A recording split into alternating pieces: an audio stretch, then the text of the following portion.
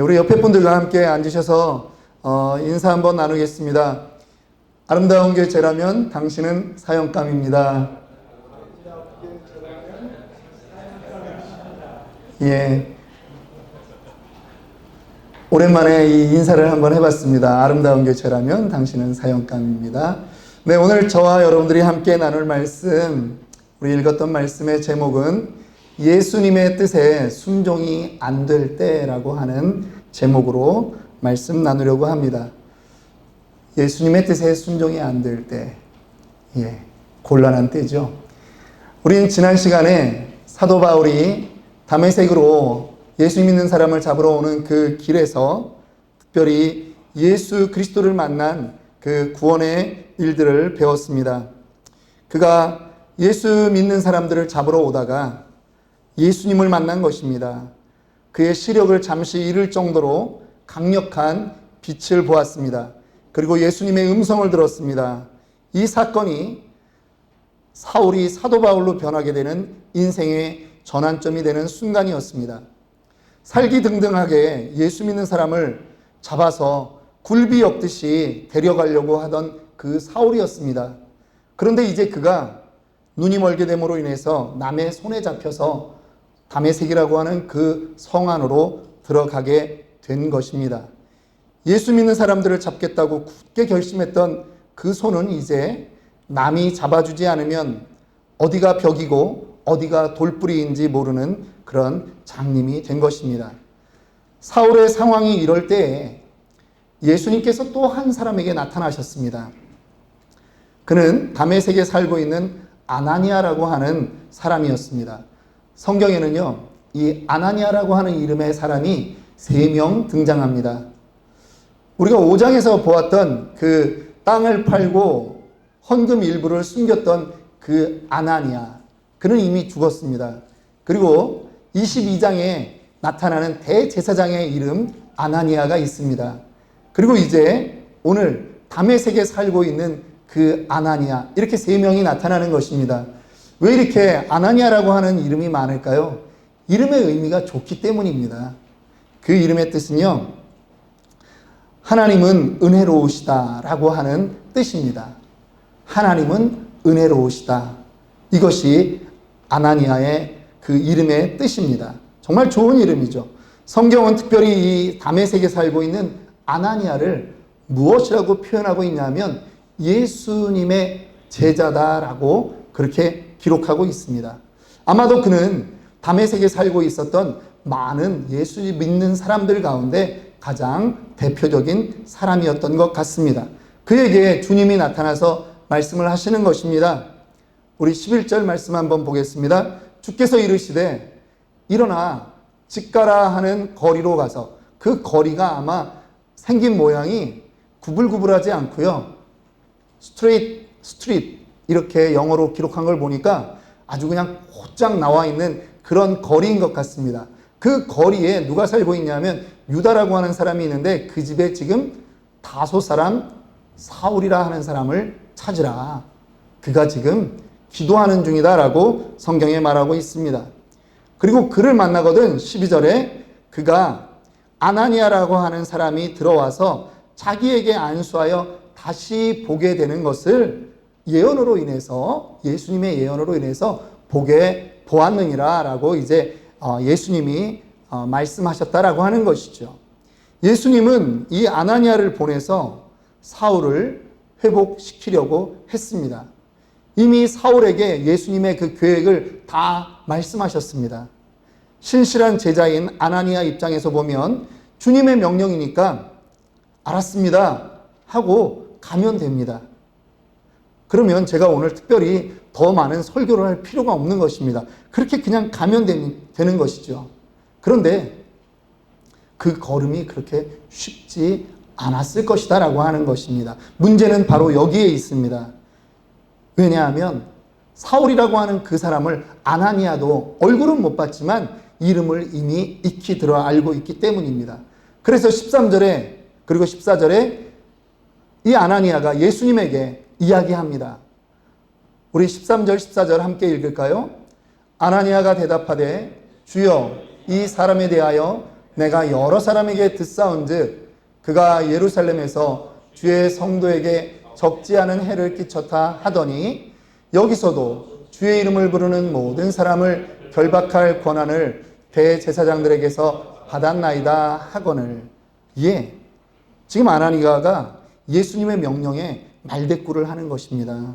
가기 싫다는 것이죠.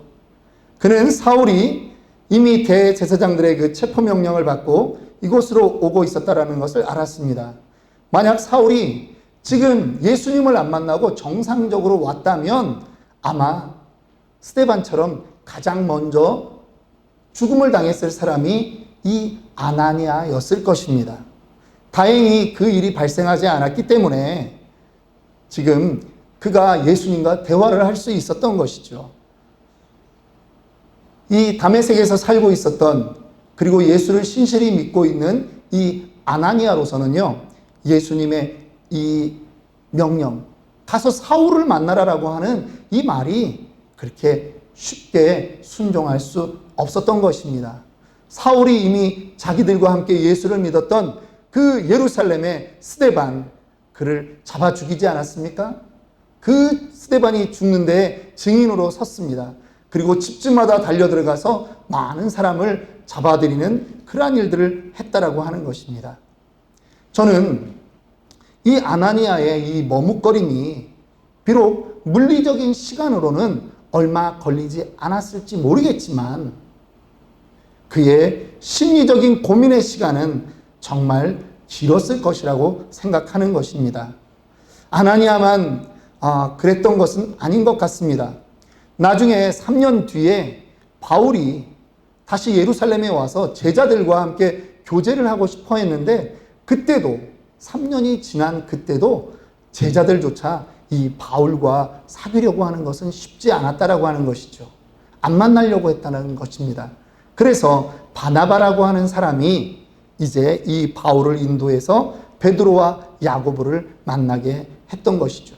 10장에 넘어가면 또 어떤 말이 있냐면 이 베드로에게 예수님이 유태인들이 금기시하는 그러한 음식을 먹게 합니다. 베드로가 이 말씀에 순종하기 어려웠다라고 하는 것이죠. 오늘 여러분들은 혹시 마음에 부담은 있는데 어떠한 일들을 진행하기에 어려움을 겪어본 적은 없습니까? 예를 들면 어떤 사람을 만나야 하는데 내가 이미 그 사람에 대해서 알고 있는 정보가 있기 때문에 불편한 마음이 있다라고 하는 것입니다. 때로는 남들이 이렇게 얘기합니다. 야, 그 사람 옛날에 그 사람이 아니야. 변했어. 변해도 아주 많이 변했어. 라고 하는 말을 하지만 내 마음에서는 만나려면 너나 만나라. 나 굳이 나랑 연결시켜 주지 마라. 나 안 만나도 된다. 라고 하는 그러한 일들은 있지 않느냐라고 하는 것입니다. 용납이 안 되는 거죠. 심지어 주님이 만나라고 하는데도 지금 주님 그 말씀에도 순종이 안 될 수 있다라고 하는 것입니다. 이렇게 예수님의 뜻에 순종이 안 될 때 여러분은 어떻게 하시겠습니까? 저희도 한 영혼을 품고 기도합시다. 이번에 특별히 저희가 10주 뒤에 VIP 축제를 하면서 저희가 조금 전 광고 시간에 3명의 VIP를 작정하고 우리 기도합시다. 이렇게 했는데 제 예전의 경험으로 보면요. 이렇게 기도하려고 할 때 꼭 떠오르는 인물들이 있습니다. 내가 만나고 싶고 보고 싶고 정말 예수 믿으면 좋겠다라고 하는 그 사람들만 떠오르면 얼마나 좋겠습니까? 그러면 뭐 가서 전하기가 어렵지 않습니다. 영혼 구원에 대한 그러한 생각과 부담도 주님이 주시는 거라면 참 주님이 잔인하구나라고 생각이 들 정도의 그런 이상한 일들이 있다라고 하는 것이죠. 왜 하필이면 자꾸 떠오르는 게 나랑 관계가 안 좋은 사람이 자꾸 이럴 때 떠오른다라고 하는 것입니다. 그러니까 아예 이런 VIP 초청하는 날이 부담스럽고요. 저도 안 가고 그 사람 오는 것도 바라지 않는 것입니다. 내 머릿속에는 왜 자꾸 저 사람이 떠오를까? 참 부담스럽다는 것이죠. 예수 믿는 우리로서 복음을 전해야 된다는 것, 당연한 의무라는 것 인정할 만합니다. 그런데 내 마음에 그 사람에게 복음은 전하고 싶지 않다라고 하는 것이죠. 순종이 안 된다는 것입니다. 성경의 인물들 가운데도요, 주님의 명령에 순종이 안 됐던 그런 사람들이 있었습니다. 오늘 그들에게 이 순종이라고 하는 말은 정말 하나님께 나아가는 디딤돌이 아니라 장애물처럼 여겨졌다라고 하는 것이죠. 그런 몇몇의 인물들을 통해서 오늘 우리가 극복해야 될 것, 과연 어떤 것이 있는가 한번 살펴보려고 합니다. 먼저 첫째는 우리가 순종하지 못하는 것, 믿음의 문제라고 하는 것입니다. 아브라함을 한번 살펴보려고 합니다. 아브라함이 100살에 아들을 낳았습니다. 100살에 기적적으로 아들을 낳았죠. 스스로도 고백합니다. 이것은 인간의 능력으로 나올 수 없다라고 하는 것을요. 그런데 이 아들이 한 15살, 17살 되는 어느 날, 성경에 그 구체적인 나이는 안 나와 있지만 창세기 22장 2절에 보니까 하나님께서 너의 독자 이삭을 모리아 땅으로 데리고 가서 내가 일러준 한 산, 거기서 그를 번제로 드리라고 얘기합니다. 이 번제로 드린다라고 하는 말은 무슨 얘기냐 하면요, 죽여서 각을 떠서 하나님께 바치라고 하는 것입니다. 아브라함에게 그 밤이 고통의 밤이었을 것입니다. 아니, 분명히 그에게 그 밤은 너무나 힘들었습니다. 그런데 그 이튿날 그가 하인들과 함께 아들 이삭을 데리고 그 길을 떠납니다. 그리고 그는 순종합니다. 모리아 산에서 아들 이삭을 번제로 바치려고 할 때 12절에 주의 사자가 나타나서 말합니다. 그 아이에게서 내 손을 대지 말라. 그에게 아무 일도 하지 말라. 네가 내 아들 내 독자까지도 내게 아끼지 아니하였으니 내가 이제야 네가 하나님을 경외하는 줄을 알았노라 라고 성경이 말하는 것이죠. 순종하는 아브라함을 보고 하나님이 말합니다. 네가 이제 나를 경외하는 줄 내가 알았다. 여러분, 경외라고 하는 말이 무엇입니까? 단순히 그저 두려워한다는 말입니까? 아닙니다. 존경하며 두려워한다라고 하는 것이죠. 그 두려움 때문에 나의 삶이 헛된 길로 가지 않고 바른 길로 갈 수 있다라고 하는 것입니다. 흐트러짐이 그 두려움 때문에, 존경과 두려움 때문에 나의 흐트러짐을 막고 바른 신앙생활을 하게 한다라고 하는 것이죠. 무조건적인 복종이나 맹종과는 다른 것입니다. 자원하는 마음인 것이죠. 다시 말해서 내가 하나님을 경외합니다, 내가 하나님을 사랑합니다라고 말하면서 죄를 짓는 삶을 계속 산다는 것은 나는 하나님을 사랑하지 않습니다 라고 하는 것밖에 안 된다라고 하는 것이죠. 말과 행동이 다르면 안 됩니다. 야고보서 기자는 2장 23절 24절에 특별히 이 아들을 바친 아브라함을 어떻게 얘기하냐면 24절 봅니다. 이로 보건대 사람이 행함으로 의롭다 하심을 받고 믿음으로만은 아니니라. 무슨 말이냐면요, 믿습니다 했는데 아브라함 같은 경우는 믿는다라고 하는 고백도 있었고 행함이라고 하는 그러한 실천도 있었다라고 하는 것입니다. 요즘은 미국에 사니까 제가 한국에 이렇게 자주 나갈 일이 없는데요. 옛날에 이제 중국에 살 때는 한국에 아주 자주 나갔었습니다. 그런데 이렇게 비행기를 해놓고도요, 떠나기 전날은 반드시 한 번 정도는 그 컨펌을 해야 되지 않습니까? 그래서 뭐 아시아나나 대한항공에 이렇게 전화를 하면요, 반가운 목소리가 들립니다. 어떤 소리입니까? 사랑합니다, 고객님. 예. 듣기 좋더라고요. 사랑합니다, 고객님. 그런데 너무 당황스러운 거죠. 예. 그 사람이 저를 뭘 한다고 사랑을 한다고 할까요? 저 그렇게 쉬운 남자 아니거든요. 그 말을 하고 싶더라고요. 저 그렇게 쉬운 남자 아닙니다. 혹시 저 아세요? 이러고 싶어요. 혹시라도 그 여인이 저를 사랑할 수는 있습니다. 그러면 그 여인은 다른 사람에게는 사랑한다는 말을 하면 안 되죠. 저에게만 해야죠. 그렇지 않습니까? 마찬가지로 우리가 하나님을 믿습니다, 예수님을 믿습니다 라고 하면서 순종하지 않는다면 그것은 우리의 믿음이 진실되지 못하다라고 하는 것입니다. 한 번쯤 더 생각해 봐야 한다라고 하는 것입니다. 나와 하나님의 관계는 도대체 어떤 관계입니까? 내가 기도하면 하나님은 무조건 나의 기도를 들어주시고, 내가 요구하는 것이 있으면 하나님은 무조건 들어주어야만 하는 도깨비 방망이가 하나님인 것입니까? 그분도 나에게 요구할 수 있는 것입니다. 이것이 관계라고 하는 것입니다. 그분도 나에게 요구하는 것이 있습니다. 가서 제자 삼으라. 그런데 나는 그 요구에 대해서는 들은 척만 척하고 나의 요구만 기도라고 하는 이름으로 계속 한다라고 한다면 그 관계는 옳지 않은 것입니다. 두 번째입니다. 순종하지 못하는 것은 교만하기 때문입니다. 두 번째 사람을 좀 살펴보려고 하는데요. 이스라엘 초대 왕국의 왕으로 뽑힌 사람입니다. 그의 이름이 사울이라고 하죠. 이스라엘 그 초대 왕국 시대에 사람들이 이 인물 좋다라고 얘기할 때요, 사람들의 기준이 무엇인지 아십니까? 인물 좋다라고 할 때 키가 커야 일단은 인물이 좋은 것입니다. 그 다윗의 아들 중에도 압살롬이라고 있었습니다.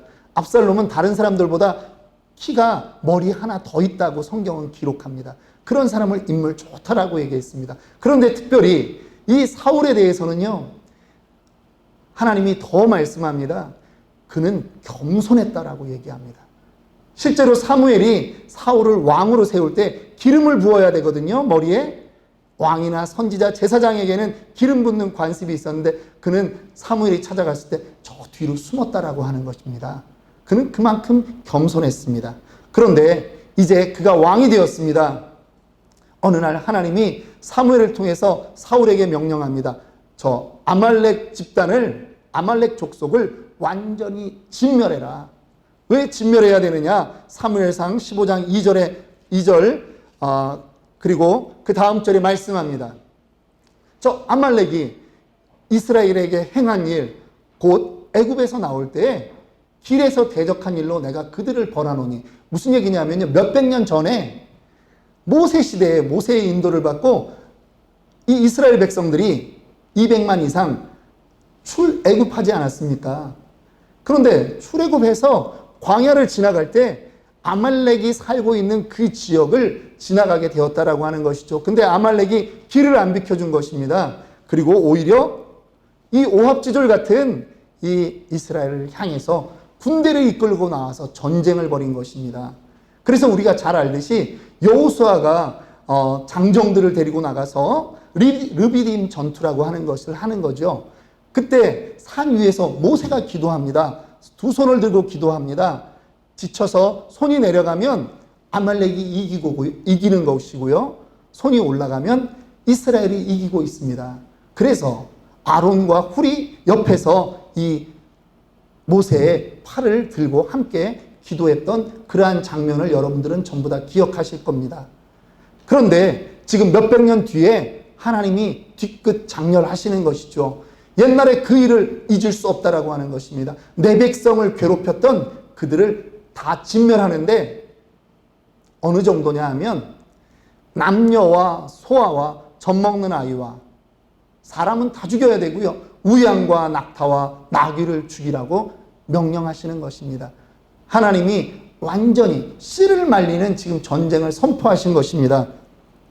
그래서 그 전쟁에 나가서 사울이 전쟁을 했습니다. 결과는 어떻게 됐겠습니까? 대승을 거뒀습니다. 다 이겼습니다. 그래서 사울이 돌아오는 길에 갈멜이라고 하는 곳에 기념비까지 세우고 사울 왕이 돌아오는 것입니다. 그런데 그가 하나님 말씀대로 하지 않았습니다. 왕을 사로잡아 왔고요. 9절에 보니까 사울과 백성이 아각, 이 왕의 이름입니다. 왕을 데리고 왔고요. 그의 양과 소의 가장 좋은 것 또는 기름진 것과 어린 양과 모든 좋은 것을 남기고 진멸하기를 즐겨 아니하고 가치 없고 하찮은 것은 진멸하니라. 예, 사람의 눈으로 봤을 때 좋은 것은 챙겼다는 것이죠. 여러분, 이 일에 대해서 하나님이 분노하십니다. 그리고 하나님이 사울을 왕으로 세운 것을 후회했다라고 얘기합니다. 지금 이제 사무엘 제사장이 사울에게 당신이 도대체 왜 이렇게 했느냐 그렇게 묻습니다. 그랬더니 21절에 당당히 얘기합니다. 아니, 내가 길갈에서 당신의 하나님 여호와께 제사 지내려고 양과 소를 끌어왔습니다 라고 담대히 얘기하는 것입니다. 그도 그의 생각이 있었다라고 하는 것이죠. 점점 왕이 처음 되었을 때 그 겸손했던 사울의 모습은 지금 보이지 않는다라고 하는 것입니다. 그래서 우리가 잘 알듯이 사무엘이 이렇게 말합니다. 맨 아래 구절 우리 다 같이 한번 읽겠습니다. 순종이 제사보다 낫고 듣는 것이 수양의 기름보다 나으니. 예. 순종이 안 되는 이유, 자기의 생각이 너무나 강해진 것입니다. 겸손한 모습이 없이 교만해졌다라고 하는 것입니다. 순종이라는 책을 쓴 존 비비어 목사님이 이 구절에서 이런 말을 합니다. 인간의 눈에 99.9%의 순종은 마치 100% 다 한 순종처럼 보이지만 하나님에게 99.9%의 순종은 결국은 불순종이다라고 하는 말을 하는 것입니다. 하나님이 우리에게 원하는 순종, 그것은 무엇입니까? 제사가 아닙니다. 화려한 예배가 아닙니다. 말씀대로 순종하고 말씀대로 살라고 하는 것입니다. 여러분, 얼마 전 우리는 지난주에 추석을 지냈습니다. 근데 뉴스를 보면요, 추석 때에 또 다른 풍경이 있습니다. 신림동 고시촌, 그 다음에 관악구에 있는 또 다른 지역의 이 고시촌들마다 이 취업 준비생, 요즘 줄여서 이제 취준생이라고 하지 않습니까? 이 친구들이 추석날 집을 못 간다고 하는 것입니다. 취직을 해야 되는데 그래야 양복 입고 부모님에게 나 취직했습니다. 또 부모님 입장에서는 옆집에게 또 자랑도 해야 되는데 요즘 취직하기가 너무 어려운 거죠. 일자리 잡기가 너무 힘든 것입니다. 그래서 가지를 못한다라고 하는 겁니다. 그런 것이 뉴스에 나옵니다. 그런데 부모의 마음은 어떤 것입니까? 내 자식이 좋은 회사를 다녀야만 부모 마음에 뿌듯한 것이 아니라 부모 마음에 추석날 명절 정도라면 정말 내 자식이 건강한 모습으로 함께 만나서 같이 밥 한 끼 먹는 게 그게 부모의 마음 아니겠습니까? 하나님의 마음이 그렇습니다. 순종하는 것을 원하지 좋은 물건 가지고 와서 제사 드리는 것 원치 않는다라고 하는 것입니다. 하나님이 우리 치노밸리 아름다운 교회도요 원하는 것이 바로 이것입니다. 우리 교인들 보러 대단한 교회를 지어서 바치라고 하는 것, 그것이 하나님 뜻이겠습니까? 아니, 큰 교회가 부족합니까, 여러분? 하나님은 우리 개척교회에 원하는 것이 있습니다. 그것은 다름 아니라 영혼 전도하고요. 혹시 교회 나가다가 상처 있어서 안 나가는 영혼들이 있다면 위로하는 그러한 교회 되기를 원하는 것입니다. 우리는 그런 교회 되기를 원합니다. 우리에겐 하나님 앞에서 정말 그러한 교만을 버리고 본질에 충실한 그러한 교회 되기를 원합니다. 이 길로만 바로 가면 하나님이 모든 것을 책임져 줄 믿습니다. 이렇게 도전하는 저와 여러분들이 되기를 소망합니다. 세 번째입니다. 순종하지 못하는 것, 그것은 바로 편견과 선입견이 있기 때문입니다. 열왕기하 5장에 보면 이스라엘 주변에 또 다른 강대국이 나타납니다. 그 나라의 이름은 아람입니다. 아람에 국방부 장관이 있었는데 군대 장관 이름이 나만이라고 하는 장관입니다. 그는 성경은 뭐라고 표현했냐면 그 왕 앞에서 존귀한 자다라고 표현했습니다. 왕도 그를 존경한다라고 하는 것이죠. 높이 그렇게 인정한다라고 하는 것입니다. 그런데 그에게 단점이 하나 있습니다. 딱 한 가지 단점이 있는데 그의 몸에 나병이 있는 것입니다. 단점치고는 너무나 치명적인 단점이죠. 문둥병입니다. 그가 그 문둥병으로 인해서 고통을 당할 때 그의 아내의 몸종으로 있는 한 이스라엘에서 잡혀온 여종이 있었습니다. 그 여종이 말합니다. 우리나라에는, 이스라엘에는 엘리사라고 하는 선지자가 있는데 그 선지자에게 가면 저 병도 치유될 텐데 왜 이렇게 고생하는지 모르겠습니다 라고 권하는 거죠. 그 말을 듣고 지푸라기라도 잡는 심정으로 아람 군대 장관 이 나아만이 바리바리 수레에 선물을 싣고 이제 이스라엘로 갑니다. 그런데 정작 엘리사 선지자가 있는 그곳에 도착하고 보니까요, 이 엘리사가 나와도 보지 않는 것입니다. 사환을 시켜서 그저 얘기하는 게 뭡니까? 저기에 실로암이라고 있는 강이 흐르고 있는데 거기 가서 7번 네 몸을 씻으면 낫게 될 것이다 라고 합니다. 여러분, 나아만 장군이요 갑자기 화가 났습니다. 11절 말씀에 이렇게 말합니다. 나아만이 노하여 물러가며 이르되 내 생각에는,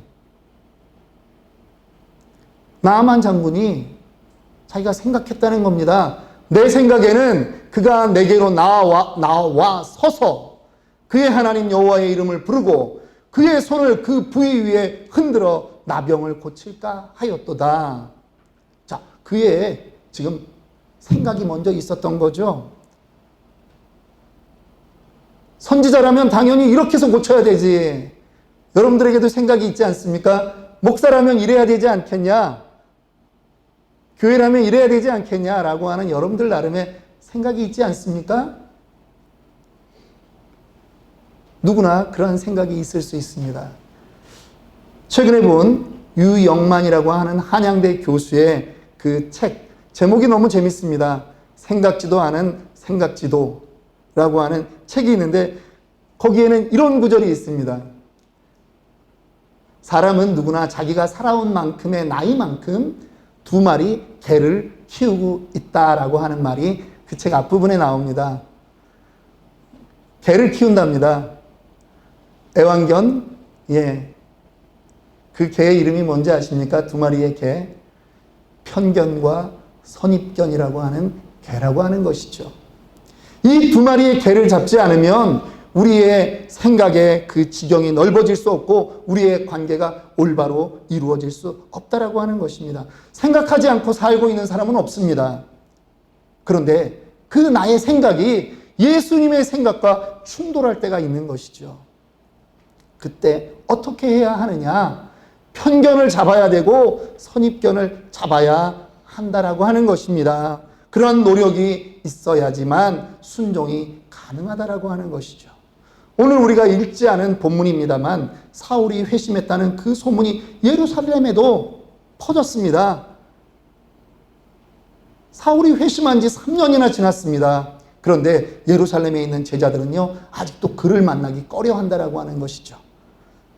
아마 그들에게 스데반을 죽일 때 증인으로 섰던 그 사울에 대한 그 인상, 그것을 아마 지울 수 없었을 것입니다. 다른 사람을 잡아 가둔다라고 하는 그 사울에 대한 이미지를 지울 수 없을 것입니다. 그런데 이미 그들의 귀에도 들렸습니다. 다메섹에서 이 사울이 변했더라, 예수를 만났다라고 하는 말은 그들도 들었습니다. 들었는데도 불구하고 예수님의 제자들조차 사울에게, 바울에게 손을 안 내민다라고 하는 것이죠. 선입견이 있는 것입니다. 변했다는 말을 아무리 들어도 선입관과 편견이 그 만남의 폭을 제한하는 것입니다. 우리의 믿음의 폭도 선입견과 편견 때문에 제한됩니다. 한 번 사는 사람의 인생인데 여러분, 사람 가려가며 만나고 저 사람은 이래서 싫고 이 사람은 이래서 안 만나고 나는 오각형으로 생긴 사람은 예리할 것 같아서 싫고, 관상을 보아하니 저 사람은 조금 뭔가 구린 것이 있어서 싫고, 그러면 여러분, 우리가 어떻게 믿음의 행진을 계속해 나갈 수 있겠습니까? 믿는 사람이 도대체 무엇이 다른 것입니까? 말씀을 맺으면서 우리는 또 다른 순종을 통해서 기적을 맛본 사람을 소개하고자 합니다. 누가복음 5장 4절로 6절의 말씀에 베드로가 등장합니다. 시몬, 그의 이름입니다. 그런데 그가 밤이 맞도록 낚시를 했는데요. 그냥 이런 릴낚시가 아닙니다, 여러분. 그물을 던지는 낚시입니다. 그런데 한 마리도 잡지를 못한 것입니다. 그런데 예수님이 그에게 말합니다. 깊은 데로 가서 그물을 내려 고기를 잡으라. 여러분, 우리는 여기서 좀 살펴봐야 될 게 있습니다. 팩트 체크를 좀 한번 해봅시다. 예수님이 지금 물고기 잡는데 전문가입니까? 아니면 베드로가 전문가입니까? 아니, 전문가를 이렇게 무시해도 됩니까? 주님도 너무하시는 거지. 주님의 직업은 목수셨죠. 그런데 지금 목수인 예수가 어부인 베드로에게 깊은 데로 가서 고기를 낚으라고 지금 하는 것입니다. 베드로로서 이 말을 듣기가 쉬웠겠습니까? 아닙니다. 그 역시 어려웠을 것입니다. 그런데 베드로가 이렇게 말합니다. 말씀에 의지하여 내가 그물을 내리리이다. 물리적인 시간은 얼마 안 걸린 것 같지만 전문가 베드로의 가슴을 후벼 파는 그 비전문가 예수님의 말씀, 그것을 순종하는 것은 쉽지 않았다라고 하는 것입니다. 그런데 말씀에 의지하여 그물을 내리고 났더니 그의 순종의 결과는 무엇입니까? 고기를 잡은 것이 힘이 많아 그물이 찢어지는지라. 여러분, 순종하는 사람에게 기적을 맛보는 체험이 있게 되는 줄 믿습니다. 아나니아는 환상 중에 예수님이 말씀하신 그것에 자기가 반론을 제기했습니다. 자기가 가기 싫다고 말한 것입니다. 그런데 주님이 그에게 명령합니다. 가라! 가라! 주님이 오늘 우리에게 동일하게 명령합니다. 가라! 그가 그 말씀에 순종하고 갔더니 그가 사울을 통해서 엄청난 일을 하게 되는 것입니다. 먼저 그가 어떻게 변했습니까? 15절에 이제 가라는 명령을 듣고 갔습니다. 17절 말씀을 보니까 17절 말씀에 이 아나니아가 사울을 부르는 말이 바뀌었습니다. 형제 사울아. 나와 함께 예수를 믿던 그 사람들을 죽인 그 사울이 변했다라고 하는 예수님의 말씀만 듣고서 지금 아나니아가 말합니다. 형제 사울아. 너와 나는 무슨 관계다? 예수 안에 형제라고 하는 것입니다. 우리 옆 사람에게 한번 말합니다. 형제여, 자매여. 예, 인정하기 어렵지만 인정하셔야 됩니다. 주 안에서 우리가 형제된 것입니다. 주 안에서 우리가 자매된 것입니다. 그리고서 사랑을 가지고 기도했더니, 안수했더니 즉시 사울의 눈에서 비늘 같은 것이 벗어져 다시 보게 된지라. 예, 지금 장님으로 있던, 며칠간을 장님으로 있던 사울이 지금 아나니아로 인해서 눈을 뜨게 되었습니다. 이제 그가 결심합니다. 침례를 받는 것입니다. 침례를 받고 음식을 먹고 강건해졌습니다. 그 다음에 사울의 변화된 모습은 무엇입니까? 우리 22절만 함께 읽고 마치겠습니다. 22절 읽습니다. 사울은 힘을 얻어 예수를 그리스도라 증언하여 다메섹에 사는 유대인들을 당혹하게 하니라. 예, 이 사울이요, 이제 힘을 얻어 예수, 자기가 잡으러 다니던 그 예수 믿는 사람, 그리고 자기가 비방하던 그 예수가 우리의 구세주다, 그리스도다라고 하는 것을 증언하기 시작한 것입니다. 그래서 누가 놀랍니까? 네, 사울의 과거를 알고 있던 사람, 그리고 예수를 믿지 않던 그 많은 사람들이 변하게 되는 것입니다. 이 사울을 통해서 주님은 무슨 일을 했습니까? 사울은 살아생전에 로마까지 갑니다. 오늘날처럼 교통이 좋았던 시절이 아닙니다. 그런데 그는 로마까지 가서 황제 앞에 서는 그러한 전도자의 삶을 살았다라고 하는 것입니다. 그리고 300년 뒤에 그 완강했던 로마가 그리스도교 앞에 무너지지 않았습니까? 데오도시우스 황제 때에 398년에 이 로마가 예수교를 국교로 인정한 것입니다. 이 기적에 사용된 인물 2명, 아나니아, 사울. 여러분들이 오늘 전도하는 그 사람, 나는 정말 싫지만 여러분들이 전도하는 그 사람을 통해서 하나님은 어느 또 다른 가정에, 어느 또 다른 커뮤니티에 변화의 역사를 이루어내실 줄 믿습니다. 주님이 우리에게 요구하시는 것은 단순합니다. 가서 제자 삼으라. 여러분, 그 주님의 말씀에 순종해서 제자 삼기로 노력하는 그러한 저와 여러분들이 되기를 원합니다. 이제 추수감사절까지 10주 남았습니다.